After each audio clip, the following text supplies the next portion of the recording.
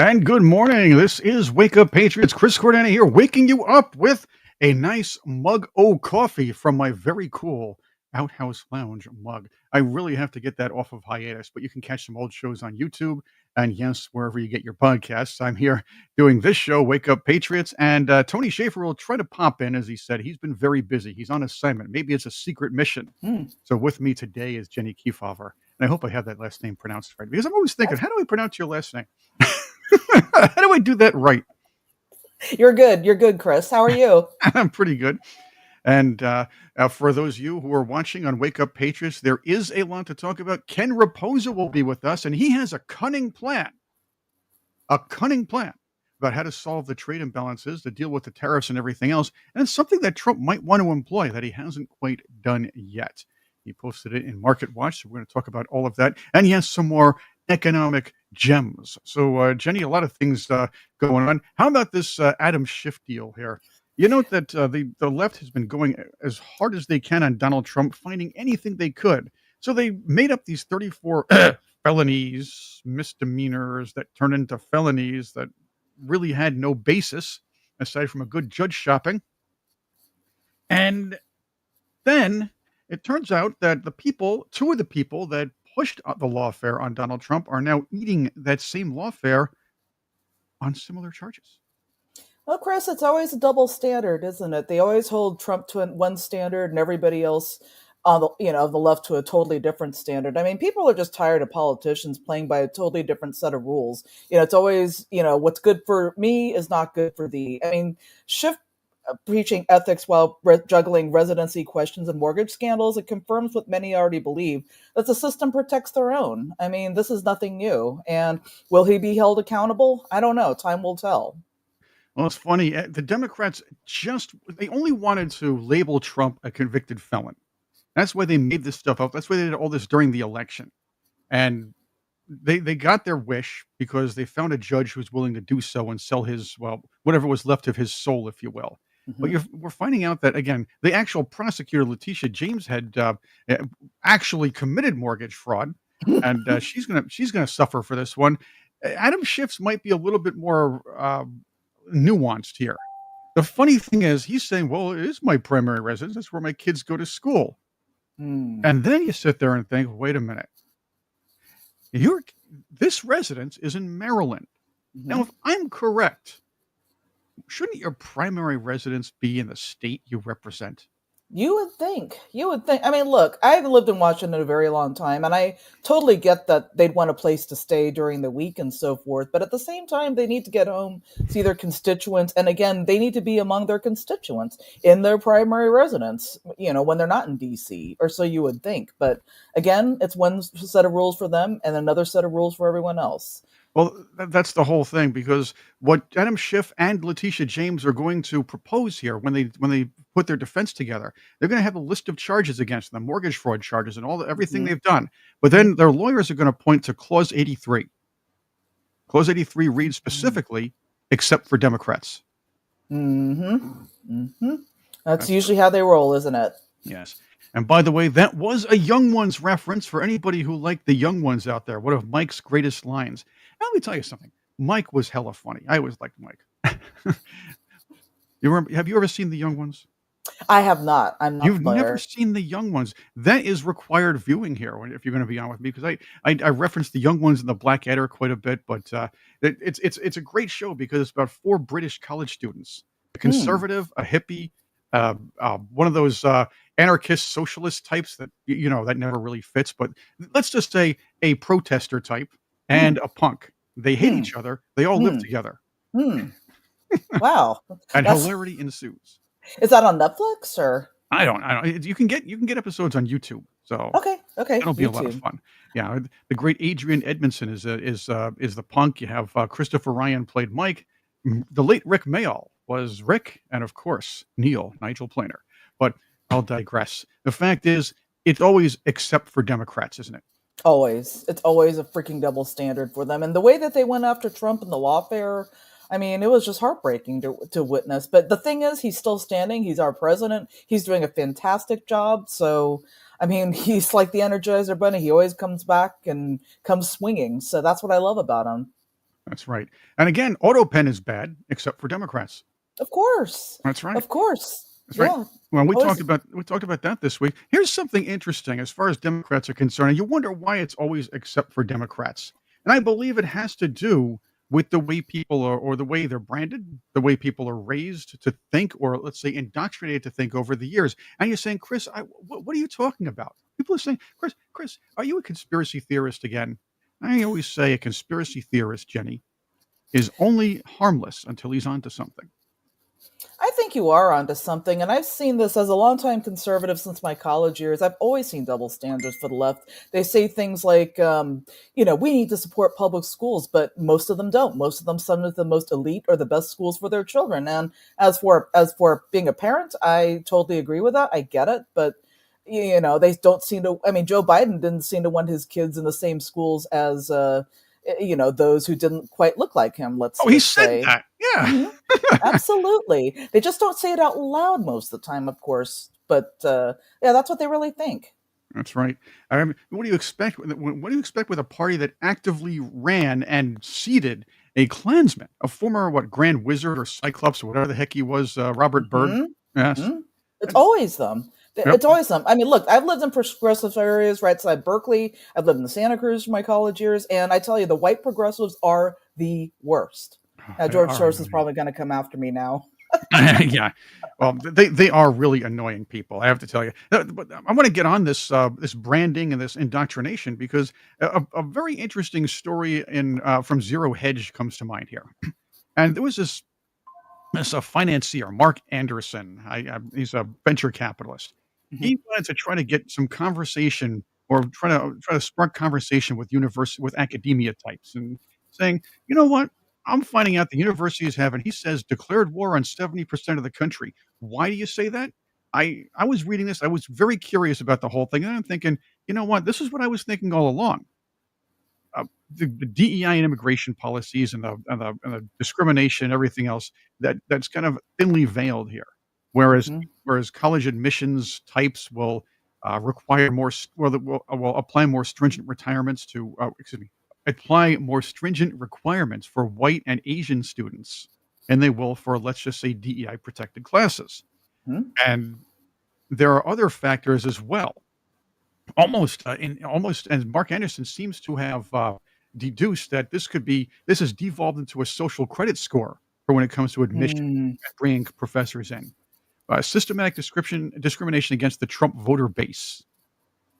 But the fact is, we figured this out a long time ago, and it's now coming to more light here. He's not getting Hmm. anybody to talk about it. But think about it. When young college students go to school, they Hmm. come in thinking they're going to learn something valuable. They come Hmm. out being angry at their parents. I'm not saying every one of them, but a huge majority of them angry at their parents, out protesting, doing nothing, out with useless degrees. But they're indoctrinated, and many of them are turned into future pseudo intellectual Democrats. Hmm.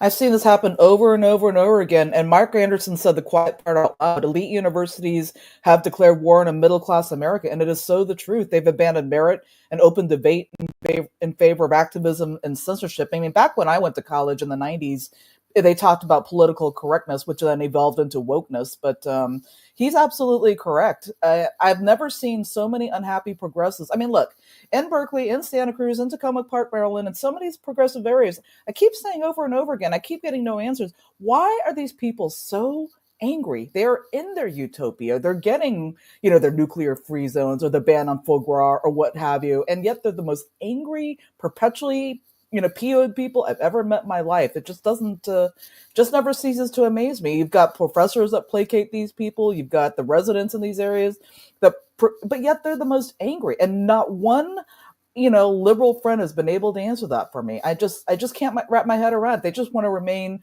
in the most PO'd state of mind, and it's just not a healthy way to live.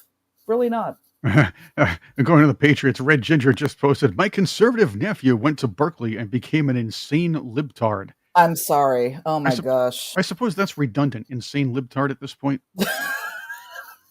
I am so sorry to hear that. I grew up right outside Berkeley, and I've seen that kind of insanity all the time. Good Lord. Well, Mm, here's another thing. Kids go to mm, school, their minds are sort of impressionable. And that's another thing where to Anderson's point, I want to get to more of this because he also discusses it's the same reason why colleges look to foreign students to kind of uh, add to the intellectual esteem and keep the grades high because they're mm, not really searching for anybody in the, let's say, more conservative circles. And they're looking for, let's say, average, let's say, average, impressionable, mind molding, brainwashing, accessible types. And that's where they go. What they're doing is letting these people in, and they're coming in believing that they can come out as intellectuals and contributors to society. But when they learn from these professors who kind of teach them their way is the only way, they come out conflating the idea, well, liberals seem to be the intellectuals, and mhm, everybody who thinks the opposite are not intellectuals. Remember, these kids are not bred to think critically. They're mhm, bred to look on the surface. They're bred to digest TikTok videos. They're bred to they're bred to only deal with optics, which is mhm. basically the left's strategy to use optics to their political advantage. So Always. so kids come out, Jenny, young people come out thinking, "I'm smart now because I'm thinking more the liberal side. You people are all idiots." The Mm, coastal types are smart because they live on the coast and everything's expensive. Everybody in the middle mhm, is flyover territory, and they can be used mhm. as fodder for political uses or political fodder, if you will.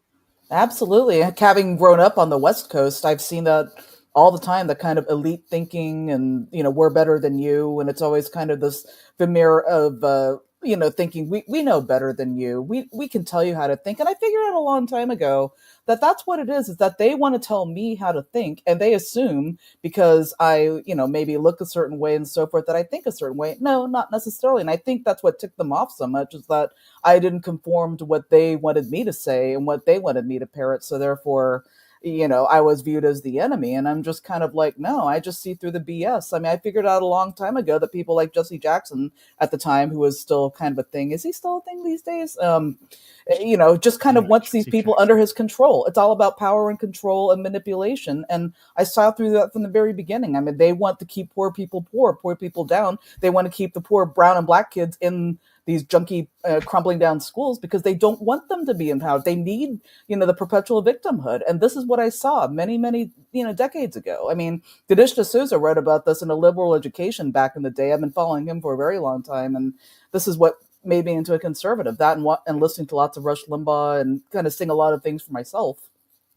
I was a Bob Grant man myself. I was always a big Oh, I fan of remember his. Bob. Yeah, Yeah, get off my phone, you fake phony fraud. I absolutely remember him from back in the day too. And the Mario salute. Never forget the Mario salute. I still have my own Mario salute T-shirt. I will wear that one day, Patriots. I promise. When Tony's on the air with me, I will have it. I'll wear it proudly, and we'll all do the Mario salute together. So I want you to remember this. This is in honor of great Bob Grant. It's Mario. It's for Mario Cuomo when he was governor of New York. It was Mario assiéntame tu sei proprio no spacim, and then Bob would chime in with, and he is. The man was brilliant. Yes, he But was. and speaking of brilliance, so these colleges try to bring in, let's say, the average of the average. Hmm. They try to build their future idiocracy, but they still need to claim elite status. They need to bring in brains. So where do they have to bring people in? Well, the social credit score says, I don't know, conservative thinkers, people with critical thought, and the Mm. admissions tests, and those darn white middle class people. We don't want them, but we do need people who actually get A's and study. So let's bring in foreign students. Well, And they want why the not? dollar. They want the And dollars too. right. And they got foreign dollars. The Harvard newspaper was did I brought this up a couple of months ago. The Harvard newspaper said wrote a big article on how a lot of and Qatar is one of these big countries that feed money into Harvard, um, other Ivy League schools, that sort of thing. But they probably don't even need U.S. aid anymore at this point. I mean, they probably don't even need federal aid for what they're getting. Exactly, exactly, and that's the travesty of this whole thing. I've seen the college admissions race a couple of times with my eldest, who just graduated, then my youngest, who's about to head off to college as we speak here in a few weeks, and all the hand wringing, all the stress, and I'm just thinking to myself, there are plenty of students that they can choose from here in the United States, but it's just again the race for dollars. They can get big money from these out of the country students, and while I recognize that there may be some unique skills that some of them may offer, I just kind of think, why can't they prioritize American citizens over foreigners? I'm just E- saying, there's plenty of students to choose from here in the U.S. Exactly. And to put a hammer into my point, let's play what Anderson had to say. Nobody wants to talk about, but I've started to talk about the intersection of DEI and immigration that has really, I think, warped, I think, our perceptions on high skilled immigration over the last 50 years. You look at like the foreign enrollment rates of the top universities, which went from, like 2 or 3 or 4% 50 years ago to whatever, 27 or 30 or 50. And Columbia's over half, right? 70% or whatever it is. And so there's been this massive transformation in who gets educated. And then there's been this massive transformation of who gets admitted through affirmative action. And then, as we now know at DEI. And again, this goes straight to the political divide in the country, which is if you're parents of a kid where I grew up and you've got a smart kid and you think you're going to get them into, a top university in this country, like you are fooling yourself. There is this. And that's the other thing. Mm-hmm. So basically what Anderson's saying is these top universities are kind of weeding out smart kids from middle America, smart kids from, let's just say, traditionally conservative areas. And he has some numbers to prove it. It's an interesting correlation that I've observed over the years too, because of this whole DEI and the idea that they have to integrate everything. They have to have a certain quota of this, and this. But having said that, they still need to find a way to stay elite. So they have to recruit from outside the U.S., which hurts Americans while establishing a virtual social credit score for college admissions. And these are things that need to be stopped. And Donald Trump put a big bomb in that by saying, all right, well, you don't do that, then we're going to just not fund you anymore. Yeah, the ESG thing just really kills me because, that lends itself to cancel culture, being deplatformed. It's a very dangerous, slippery slope. And, it goes along the lines of the dangers of political correctness and wokeness and so forth. It's just such a travesty. And I really hope we don't go that direction. I think Trump is doing some great things and kind of doing what he's doing with higher education, dismantling the Department of Education, et cetera. So, I cheer on what he's doing exactly. And it definitely needs to be done. And the thing is, it kills me how some of these people come here from other countries and then they say they hate it here. They protest against our values. I mean, that just really irritates the heck out of me. Look, my parents were immigrants and not once had they ever said how much they hate it here. They, it's different from where they came from, but they embraced it. They told me, as a young child, you need to learn English as your first language growing up. And so that's what I knew. And they said, that is what you have to do to adapt. And so I did. And I love this country. And I just can't really relate to those who come here only to bash it. Leave if you don't like it. Well, that's another thing. And again, I'll even say this. My grandfather was what was known as an anchor baby, if you will. Not in the sense today, because there's a little bit of a difference. The birthright citizenship has been abused. And that's something that I believe the Trump administration really needs to address if it can. Yes. I understand it can at this point. But having said that, my great grandparents on my father's side came to America visiting. They visited America legally. They had their child here, which wound up being my grandfather. They brought him home, raised him in Italy, but made sure he knew English, made sure he knew Italian. But he also came to America as a young man with the rights of an American citizen because technically he was one. So he came in legally. He worked his rear end off and became a construction guy. Actually, he helped build Yankee Stadium. The good one, not the corporate piece of crap you see today, the good one that we all know with tradition. But and I'm a Met fan. I love the whole stadium. But and a lot of Italians, Irish people, Germans, a lot of people did that back in the day, but they did come in legally. What's happening now is people sneaking across the border illegally. Yep. And having their kids and claiming, well, he's a citizen now. The fact is, though, I believe that 14th Amendment stipulation that's kind of being stretched anyway, for that matter, technically should be null and void because they're doing this or they had the baby while committing a crime. And that's it. So if you're in here illegally, that's a crime. Therefore, your actions here are only criminal and they don't you don't have the rights of somebody coming here legally or an American citizen. That includes the baby that was born here because they were born under false or illegal pretenses. Absolutely. I mean, look, my parents came here legally. My father was a grad student and he was hired at UC Berkeley. My mother came here legally, and I just can't really relate to these people who just want to come to this country and abuse the system. I mean, I understand why people want to come to America.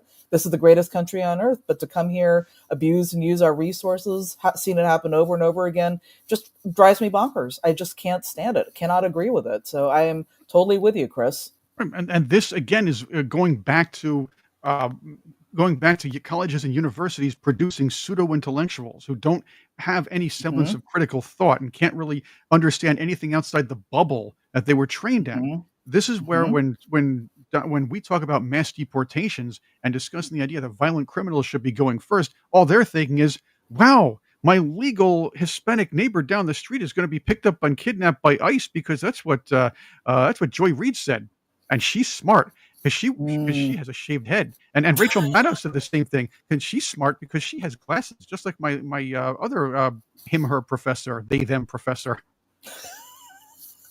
That's the truth. That's how they see it. Hmm. And you people are stupid because Trump yells and says things and he scares me. And that means what he says is dumb because he's so scary. And that's exactly how they think. That's how when people ask you, Jenny, why did so many people vote for Kamala Harris, even though she still lost by a landslide? You think that's the reason. That is the exact reason. No, absolutely. Absolutely. I think that Trump won just because people were sick and tired of this nonsense and they wanted a change in a good way, not the change that True. some other previous presidents had wanted. But, these are the issues that need to be tackled. And I hope that we can get this birthright citizenship thing, that we can right, what's wrong. And I agree that too many people take advantage. And again, why come here when you're just going to come and bash the values of this great country? Leave if you don't like it. Just leave. Yeah, that's right. The old T-shirts used to say, "America, love it or leave it." Patriots, what are you thinking about all this? We're having a lot of fun here. I see everybody's here. Oh, George is back. I have to wear that cool shirt that George gave me too again. The Born to Ride for 45. So we're going to be doing that too. Since I got the goatee, I can look just like George when I have the shirt. What do you think, guys? That'd be great. Yeah. Anyway, I don't have the muscles though. I have to really bulk up again and start doing some heavy lifting. But again, I'll digress. And I'll even say some. When I was going to school, I went to a very liberal school in New Paltz, New York, and Mhm. even the liberal professors there, some of them were actually encourage critical thought in different Mhm. ways. I took Mhm. a course once, and I love this story. I took a course called Ethics in Journalism. Now, there's an oxymoron for you. That is. It was always the entire class against me and another girl in the debates. Wow. And the girl kind of like evolved towards me because she was afraid to speak up since everybody was from the school newspaper except for me because Mhm. I wasn't allowed there. You weren't Uh, allowed there. Oh man. no, they wouldn't let me write or do anything for them. They were all self-absorbed, snobby little liberals in the Mm. 90s. You know the type.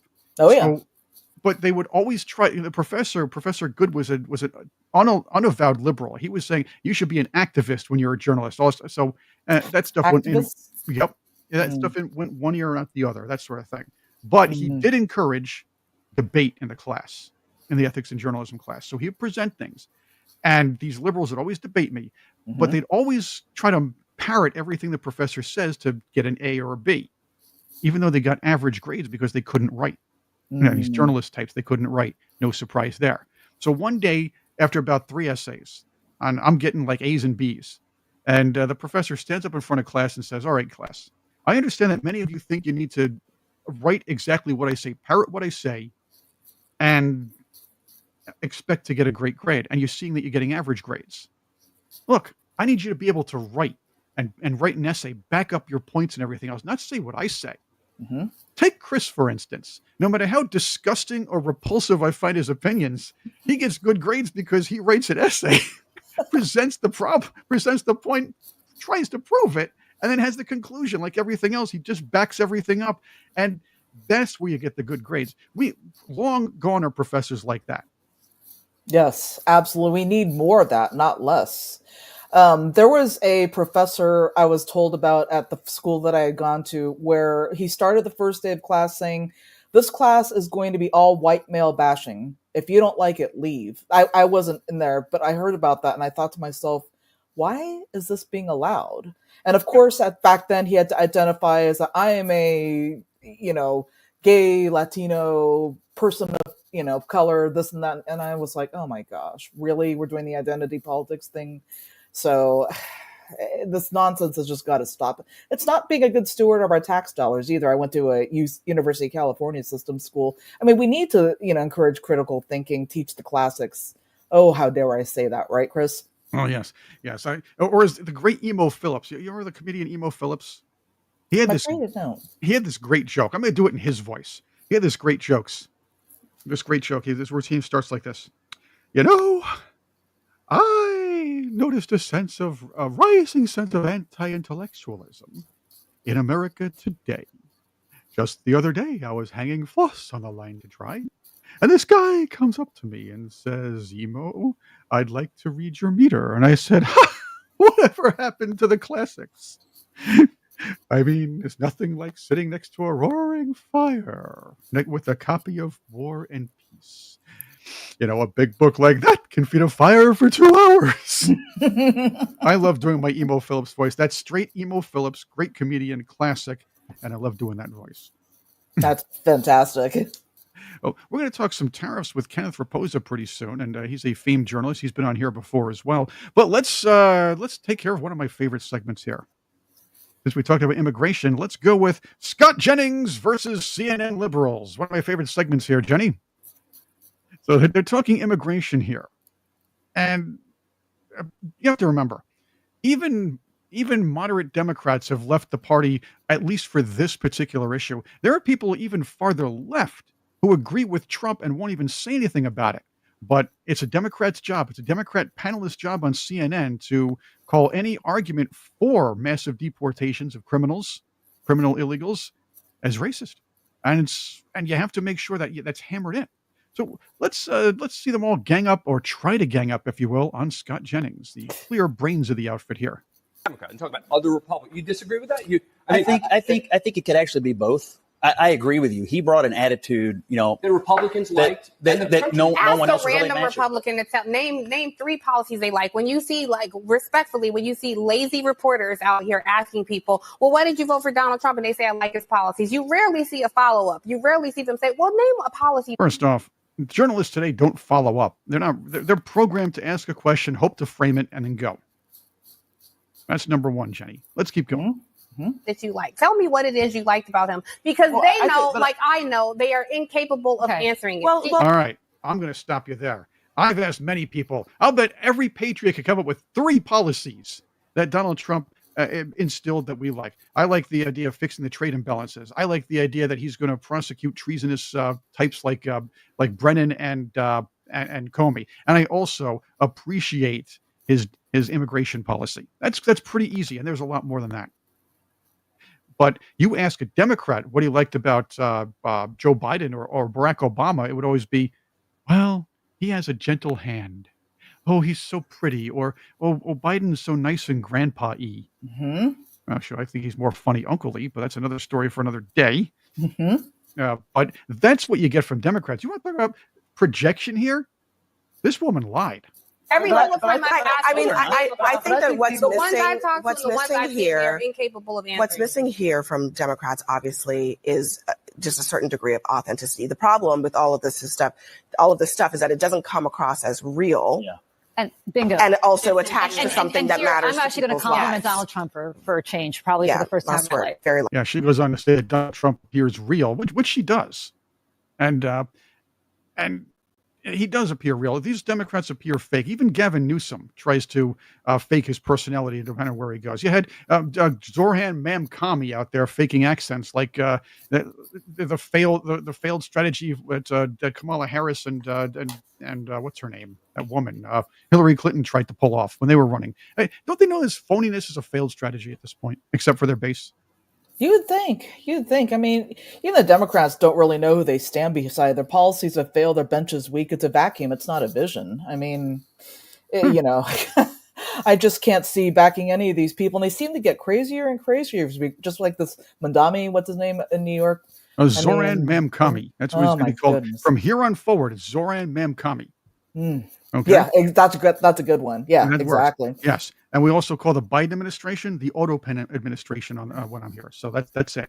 That's the truth. And I want the next segment, the next portion of Scott Jennings versus the liberals. We're bringing in Kenneth Rapoza, our guest today. Excellent journalist, been on the show before. We're going to talk some tariffs. We're going to talk about the economy. And Ken, before we get to your cunning plan that Trump should be employing, I believe, as far as winning the tariff strategy here, let's get to Scott Jennings triggering the CNN panelists. I love this about the inflation report, tariffs and trade. Again, the CNN panelists are trying to spin the inflation report and talk about egg prices going up. But listen to how they do it, and listen to how they try to trick their, let's just say, pseudo-intellectual listening base. I do think the panic over this report today is unwarranted, but I do think data is worth watching every month. But it's not. But it seems like a lot of panic for no reason. You're getting matched reports every month. It's not panic when we were promised on August 15th of last year that the price of eggs, that the price of bacon, and the price of apples, actually eggs year over year are up by 20 year? Are up 27%. They're down. I'm sorry. Since it took office, they're down. But if year over year. Okay, see, listen to what this woman's trying to pull on us, Ken and Jenny. What Scott Jennings is saying, egg prices went down after Biden's mass chicken murders beforehand to make sure egg prices went up. Trump takes office. Carefully, egg prices went down. We're getting closer to normal again. While this woman is trying to say, by the way, this woman looks like she could use a sandwich. She says, oh, but year over year. You mean including the years that Joe Biden massively increased inflation? Is that what you're talking about? And that's what's going on here. Welcome, Ken. Ken, can you hear us? I'm kind of hoping Ken can hear us. We're having a little issue here. Oh, here we go. There we go. I want to say, okay, yes, I'm going to put that on because I think you need to hear us. Okay. While we're doing that, so what do you think, Jenny?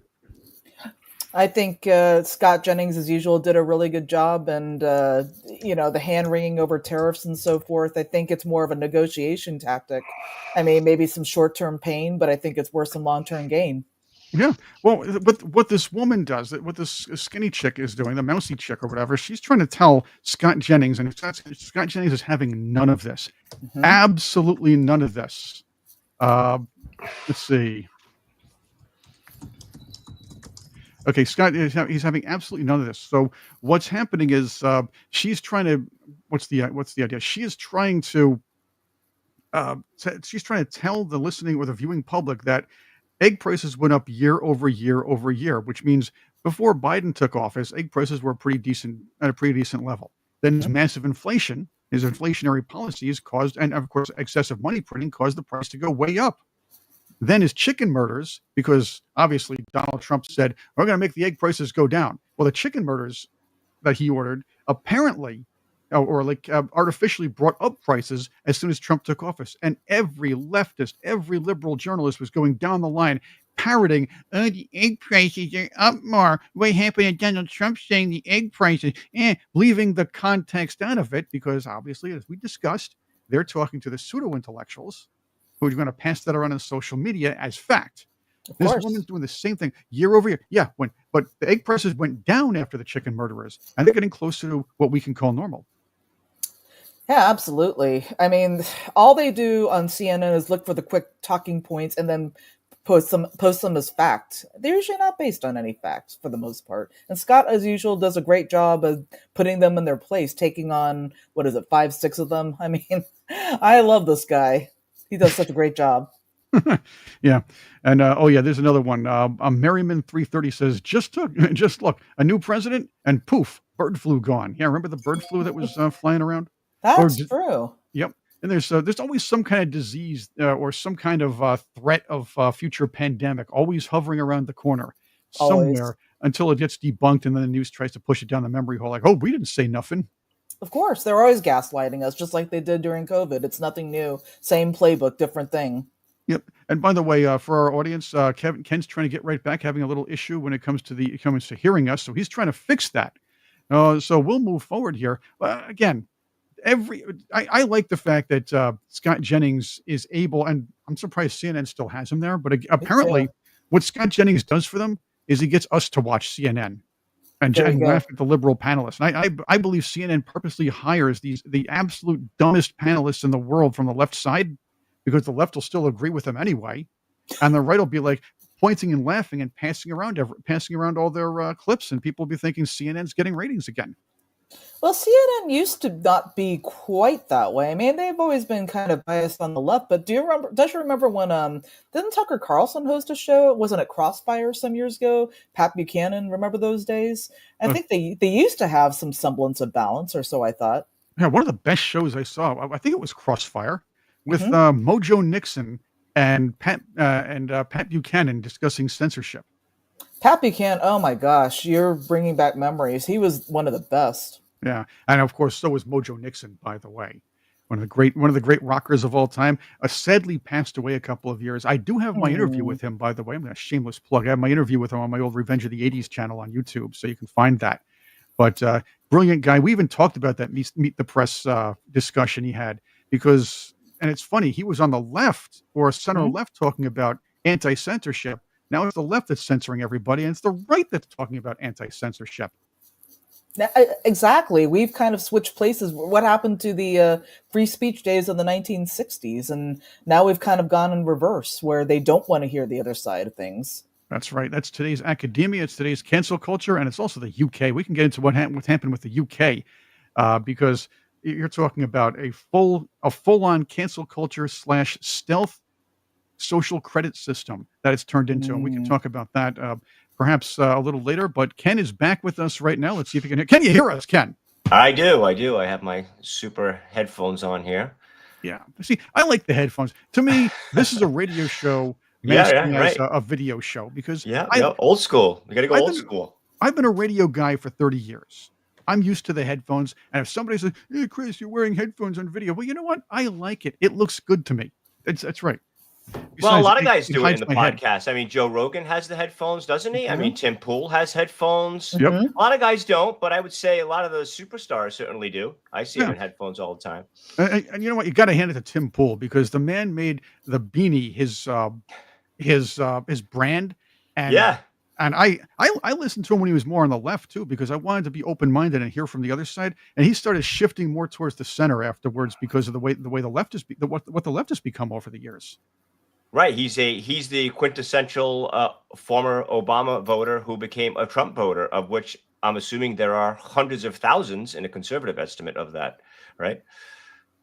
And if Tim Pool's listening, I would like to refer you to my friend Cherie Curry, who is just like that too. She voted for Obama in the hopes of changing the way, and that's something. People voted for Obama because they wanted to change the way Washington does business. So when Obama said change, it meant different things to different people. And they realized that change meant fundamentally change the country. That, my friends, is not what we wanted.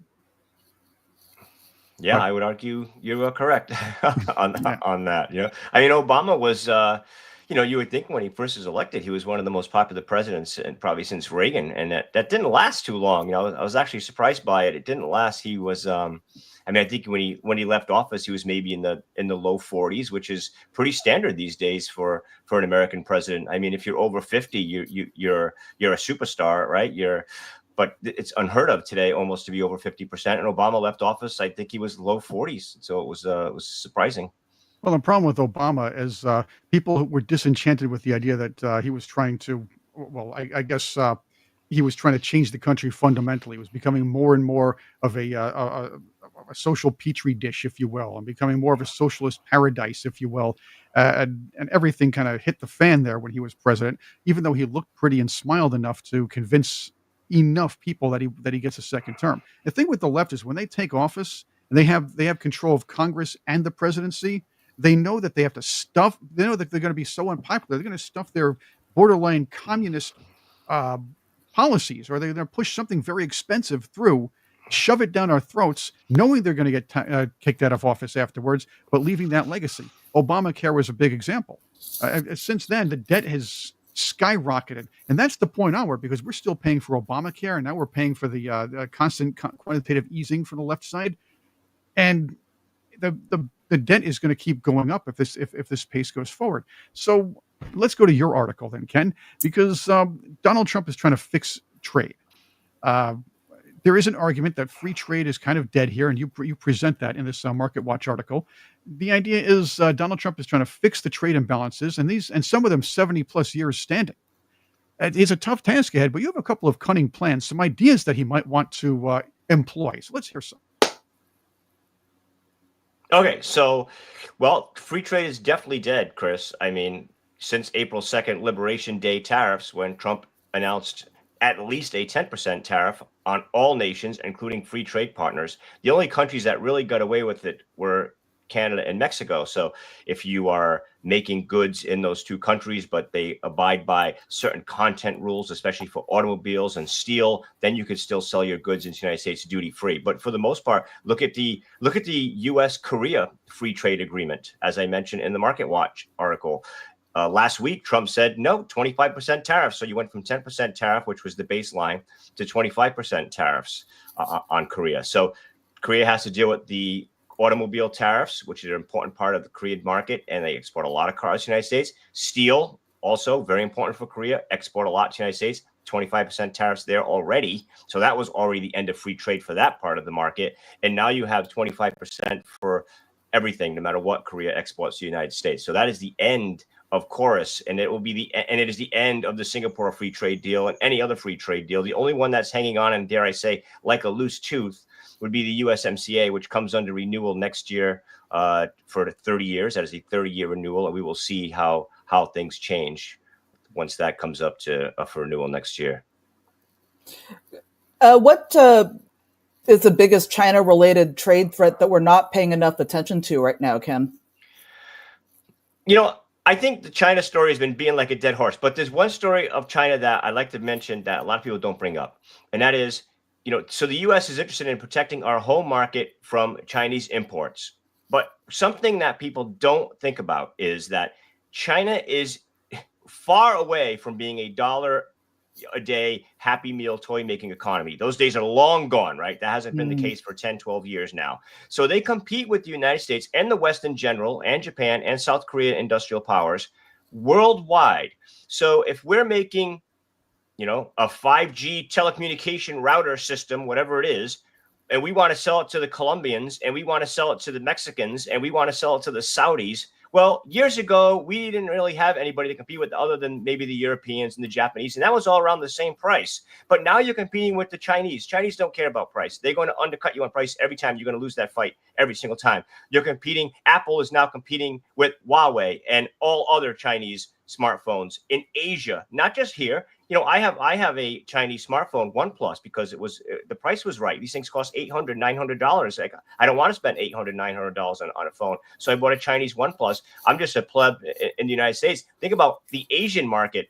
Apple is losing market share there. The Chinese guys are coming up. What's going to happen when China decides we're going to play in the tech services in the IP market? Right? That's one of our biggest sources of our surplus is the services industry. That's why you hear Europe complaining all the time, saying, "Hey, why are you complaining about the trade deficit? We have a services deficit with you." Well, what is the service deficit? It's asset management fees, right? It's European companies, European hedge funds, and European asset managers buying American stocks and paying Goldman Sachs to manage the money for them. But it's also downloading Adobe Acrobat and all those other things, paying to use Xbox or whatever. And that is going to be something. Oh, how about this? Paying your monthly subscription to ChatGPT Pro. Now you're competing worldwide with DeepSeek and other Chinese tech platforms. That used to be something that the United States ruled the roost in, and those days are coming to an end. And so as those days come to an end, maybe in the United States, we could shield ourselves from China, but globally, you are competing with the Chinese manufacturers, and you're competing, it's going to come, you're competing with the tech service guys globally, and you have to beat them on price. And I don't know how the United States is going to do it. They're going to lose market. And then what's going to happen when all of a sudden our beloved services surplus goes into deficit because countries like Colombia and Saudi Arabia and Vietnam are deciding we're going to go with the Alibaba cloud instead of the AWS and the Microsoft cloud because Alibaba cloud is cheaper and it offers the same thing. That's coming. And you have to also add to the fact that China has no skin off its nose about stealing intellectual property, stealing technology, and Mhm. making it further. Because who's going to prosecute them? And Mhm. if they want to make things cheaper, they can manipulate their currency anyway. They do that at will. So we're not just up against a trade deficit with China. We're up against a whole machine that has absolutely zero ethics when it comes to international trade and intellectual property. That's another thing. But let's go back to the European Union. These people try to pass themselves off as our allies and saying, "Oh well, America doesn't share our values anymore, but we're supposed to be allied with them, and they're going a different direction because Trump is so evil." And but they still loved the fact that over the years they were paying virtually nothing into NATO, and they were getting these favorable trade imbalances that were outdated after maybe the Korean War, if you will. Um, and now there's finally a day of reckoning for them. How do you think the European Union nations are going to finally come to the table and finish things up when it comes to trade with the U.S.? I mean, could another country like China or Russia step in, or do you think that they just say, "Hey, well, you know what? It's better to work with the U.S. anyway. We had a nice 72-year run. Let's even things out." You know, I always say that analyzing human systems is very complicated because enemies become friends and friends become enemies. So it's really hard to know. For the United States, if you listen to what the Trump administration is constantly saying about Europe, it's we don't like your digital services tax, right? Maybe Europe says, like the UK said, and India said, okay, we're going to cut that in half or we're going to get rid of it. They'll say, we want you to import more American ag. Well, you know, Europe is, you know, they're sovereign there. They have a right to protect their farmers. Maybe they don't want GMO corn or they don't want the way Americans process chicken, you know, which or fish. They have a right to that decision and they have a right to that rule for their people. But that's another thing that the United States constantly says: digital services fees on American big tech, and you know, importing more Purdue chicken. So you know, maybe eventually they'll Europeans will say for the sake of being able to export BMW engines to the Carolinas, maybe they'll say, okay, we're going to import more chicken and we're going to import more beef and then farmers are going to be the farmers are going to absolutely hate that. And then if they're going to cut digital services taxes for a state in the EU that is, you know, hemorrhaging, I think, right? EU is a slow growth economy. It's got massive problems with entitlements. It's got massive problems with immigration. It's not a fast growing economy anymore. It's deindustrializing to China and of course increasingly to the United States. What are they going to do? They're going to say, we have to give these things up in order to continue to export machine parts and cars to the United States. Otherwise, BMW is going to say, we're going to build a $10 million or 100, whatever the number is, $100 million factory in Mexico or $100 million factory to make engines in the Carolinas at a great loss to European labor. So they're going to have to do something. I don't know what it is, but the U.S. has leverage, as it does with most countries, simply because we're the biggest market and we're the place where all of these corporations in these countries want to be in and want to sell to. With the EU shifting politically to the right, do you see any change coming in their trade posture, or is it still business as usual with China? I see that, you know, honestly, I know you hear about this and it's all based on, you know, the situation with the immigration, right? That's where the shift to the right is really coming from. It's annoyance with the immigration policy, maybe some light annoyance with the Ukraine policy, but mostly it's all from immigration. And every time I see, you know, a right party, whether it's Le Pen or whether it's AfD in Germany, they're always this close, and yet so far. We've seen what happened with Germany, where they were again almost destroyed the SPD party. That's the socialist, whatever it's called. I forget. That's the Socialist People's Party of Deutschland. I forget what it is. But it's the more of the mainstream left party. It would be like the Democratic Party, let's say, or more of a left Democratic Party of the Germans. And they lost a lot of seats in the Bundestag, but yet they're part of the coalition government, you know, so they win by losing and they win by winning. So I don't know what the right is going to do really if they take power. If they do, I think maybe you would see things like, you know, maybe they would try to, you know, talk with Trump on trade. But again, what's the issue on trade for them? The United States is saying, open your ag markets. This is bad for Europe. Europe does not want to do that. The European farmers who are already being punished through regulation, climate policies, do not want to open their market to be flooded in by Brazilian beef. I mean, American beef and chicken. They definitely do not want that. And the digital services tax, which is a revenue source for the EU, which it needs. So I don't really know what they could do on that in that regard. I think maybe they might play ball more on foreign policy and be harder with China than the existing governments now. And that's the big caveat when it comes to the Western European nations, especially because they're generally consumers, if anything else. They have to buy things. Their best revenue source is to bilk the taxpayer, if you will, and of course the farmers. They're in a tight spot, but so I'm sure they fear an adjustment in the trade imbalance back and forth. But again, it's something that has to be done here. Is at this point, America was fine with trade imbalances over maybe a few decades because we could afford it. Now the dollar is worth a lot less. Now we have people, consumer debt is high, the national debt's high. And at this point, we have to tell these other nations we can't afford it. So I like Trump's theatrics in the bigger ask, where he's like giving these numbers that are never going to be never going to happen. But he's saying he's asking for these big numbers so they'd come down in the middle. So, hey, here are 35% tariffs here. And they come down and say, well, let's put it to 17.5% instead of 35. And he's like, all right, that sounds good. He gets what he wants. And the people on the other side are like, well, thank goodness for that. And then it kind of works that way. But at least it has these trade imbalances have to be addressed on our side at this point because and the bottom line is we can't afford it anymore. Well, when you think about trade imbalances, think of it like this. So a trade imbalance is, I'm going to speak in total layman terms for the guy on the number 6 bus to understand. It just means we're importing more, right, than we export. That's all it means. And it could be that if you're importing 1,000 Barbie dolls, that adds to the deficit. But does the United States really need to make Barbie dolls? Do we want to make Barbie dolls? Maybe that market's long gone. We're never going to make it. Do we need to make we don't grow coffee. That's tariff now. So I think so the trade deficit is a question of the United States losing its manufacturing industrial capacity and replacing it with imports, right? Because our trade deficit is all based on goods. It's importing laptops. It's importing the headphones on our heads that were all made in China. I guarantee you. I'm talking to you to a Shure microphone. It was made in China, as was my Shure beautiful headphones.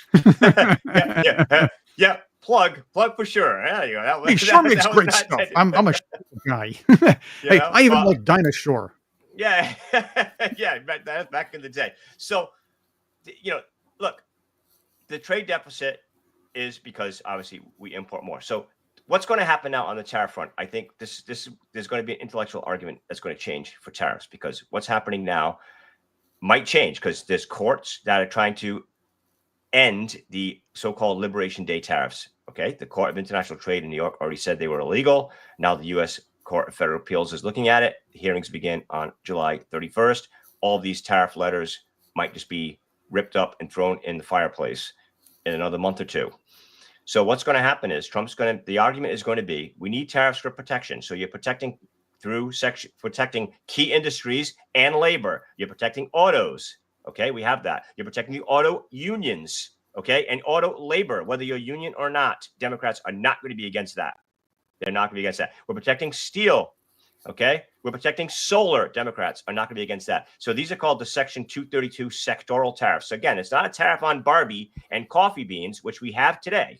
It's a tariff on these key sectors based on the importance to the U.S. economy and the potential for growth to build and support the factories of the future, autonomous vehicles and things like that, robotic arms and things like that. We don't want that all imported from Asia. And multinational corporations will gladly do that because, you said the dollar is getting weaker, but the dollar is still a lot stronger than the yen in Japan. It's still a lot stronger than the won in Korea and the peso and every other currency that you could possibly think of, except maybe the Swiss franc. So, it might be weaker for you and I, but it's stronger compared to everybody else. And if you and I are a big corporation and we need $1 million to buy a beach house, it's going to be a lot cheaper and easier to buy one in Tijuana than it is to buy one in Malibu. So dollar goes further overseas, increasing more imports. So you're going to see that sectoral tariffs. Those are going to be the intellectual argument, I believe, going forward in the months ahead, and hopefully a revenue tariff of 10%. This would be global. Maybe it's a low 10%. Maybe the Republicans can codify it into law because, again, remember this big, beautiful bill thing said that we're going to lower taxes.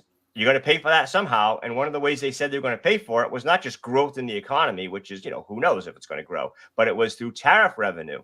So if you don't have that anymore by by imposing tariffs across the board, now it changes the fiscal landscape of the United States. So I think we're going to move into tariffs for revenue, a low tariff worldwide, perhaps not what it is today, at 50% for Brazil and other countries coming down the pike in August 1st. And it's going to be a focus on important sectors of the economy that are protecting those sectors and protecting the labor markets in those sectors. Well, let's get to one more thing you put up here. And I find this important because it's the subject of, let's just say, a spin when it comes to the mainstream media, and probably a slight badge of honor for the Trump administration. But you point out in here in your article that the inflationary forecasts are a bit lower, and this coincides with the tariffs and discussion of people on the left saying, well, tariffs are going to cause major inflation. Look what's going to happen. Now, I understand that they didn't mind major inflation during the Clause 83, except for Democrats' years, but talk about the correlation between the tariffs now, the big asks and everything else, plus the idea that inflation is going downward, or at least forecasted to go downward. You know what is the most amazing thing for me is in the latest inflation data, this really blew my mind, was that new auto prices, so inflation of new automobiles, fell by 0.3 percentage points. I honestly, I don't know how that's even possible, because again, you have the Section 232. That's the insider baseball term for it. You have car tariffs around the world, car parts, but yet new car prices have for some reason stayed in check or have declined by pennies on the dollar, but have fallen instead of risen. So I'm shocked by that. I don't know why that is. I'm going to ask the economists where I work and see if they could come up with a reason. I do not know. Again, let's not forget that most of our cars do come from the United States and Mexico and Canada, and those are still duty free, right? As long as they can prove that the products that are in the car are mostly made from North America. You're not just slapping an engine on a chassis and having a robot throw a BMW body on it and shipping it across the United States duty free. That's not a North American made car. And again, USMCA or NAFTA was originally made for the auto industry, right? Because GM and Ford wanted low-cost labor, and they went to Mexico. That's what NAFTA was all about. But what NAFTA has become has been a free trade agreement for world auto. And the only reason now we have the whole issue of tariffs against automobiles is because China is rising like you wouldn't believe, especially in the EV space. So God forbid China decided it's going to build a automobile factory or two in Mexico and ship to EVs or any other vehicle to the United States. It would absolutely erode market share for every single maker in the United States, whether it's Ford or Hyundai. So the United States decided it's going to put a block on that, and the only duty-free thing coming in is going to be something that's made in Mexico, Canada, and the U.S. Now, look, here's what I will say, Chris, on inflation. So inflation, has come in relatively tame compared to expectations, despite the fact that China had almost 145% tariffs, let's not forget, in April and May. But remember, the tariffs have only been 10%. Wall Street is fine with a 10% tariff. If you tell Wall Street, I'm going to tariff the world 10%, but we're going to keep corporate taxes and income taxes in check, they're fine with it. They love it. Okay, so 10% tariff is not an issue. But all of a sudden, in August 1st, again, those tariffs are going from 10% to 20, 30, 40, 50% in some cases. So we're going to have to really see what inflation looks like in September and October. Then I think the tariff crowd can declare victory, right? Because again, the tariffs have been relatively low. Yeah, the tariffs were ridiculously high on China, but companies could just say, okay, well, I'm going to source from Vietnam instead. Or China's going to do some fancy footwork and export the good to Estonia, and we're going to import it from Estonia instead, transshipment. I'm sure some of that happened as well. But now you got worldwide tariffs going from 10 to triple digits. Let's not celebrate yet. Let's wait and see what happens in September with these new tariff rates. But again, it's been all the experts that have said the sky is falling again. They've been proven wrong on this, which is a good thing. Ken Rapoza from the Ken Rapoza from the Coalition for a Prosperous America. Thank you very much for being with us today and on Wake Up Patriots. Jenny, thank you for being with us too. I do have one last kind of fun video to play, and I thought you have it kind of went with what we were talking about earlier today. The Snowflake America. We like to do this particular segment as well. And check this out. apparently this woman was very upset and felt dehumanized because she was out in public and somebody passed gas near her. But check how she handles this sort of thing. Most people are like, all right, fine, whatever. Or say, excuse me, confront the person. This is how this person handled it. She had to go straight to social media. It's fresh because it just happened. But my wife and I just went to the store. Your wife's looking at her like, oh, shut up. I don't want to talk about this. What are you crying on a phone for? Or the grocery store right by our house. Just to buy like junk food and stuff, you know, because we're really tired. Just wanted some sweet treats. And we were walking down an aisle, and there were like two guys that walked up next to us. You know, Peyton like walked away. My wife walked away for just a second. And she's really upset, guys. It's terrible. Let's find out what she's upset about. Horrible. Oh, yeah. She. It sounds like she was robbed. It sounds like somebody took her other nose ring. Or like snickering to themselves or something. Men laughed. And like I didn't really think much of it, so I'm just looking at the candy aisle trying to decide what candy I want. And he walks by and gets like inches from me and just rips one, like farts like this far from me. That's disgusting to say. I can't even believe I'm having to say this, but he did. And about that time, Peyton walked up, like didn't witness what happened, but like seconds later, and I'm like upset, and I follow after him. I was like, is there a reason? You were just so disrespectful to me. Called you a man. Come here. And he never felt so dehumanized. She was dehumanized. Because, and we don't even know if it was an accident or not. No one said it was on purpose or an accident. It may have just happened, but this woman, either way, she's crying and she felt so dehumanized. People, again, a great philosopher said, great societies last 200, 250 years, certain generations. And we breed spoiled generations as there are no hard times. This, my friends, is the result of that. Absolutely. Absolutely. Speechless. Social media gives everyone a microphone, and sometimes, well, that can not be a good thing. Yeah, it's bad enough they put me on the air, Ken, huh? Oh my God. And I bet you right after that video, she's like, okay, she settled down and then she was all happy and loving life and things were fine. It wasn't the end of the world. Yep. I mean, it's kind of gross what happened, right? But I mean, I don't know. Why do you got to, oh my God, this happened. Let me run to TikTok and make a video about it and cry. And yeah, it's like, you're not 12, you know what I mean? You're a grown woman now, you know? Exactly. Just like, so God, you could just say, dude, you're gross, you know what I mean? Walk away, you know? Listen, I want to thank both of you for being here. Jenny, Ken, thank you very much. And tomorrow we're going to have Trixie. We're going to have George and Sean. They're going to be hosting with Dr. Mike Schwartz, author and podcast host. He'll be back with them on Thursday. I have a very special guest. One of the stars of SEAL Team will be with us on Monday. We're going to talk about that soon too, and that's going to be a lot of fun. Tony will be back with us. He's been busy doing his James Bond thing, I guess. We'll figure all that out. And if he tells us what he did, he might have to kill us all on Monday. So just remember that if you ask him. Thanks a lot. Welcome. Thanks for being with us, Ken, Jenny, and all of you Patriots. Have a wonderful rest of the day.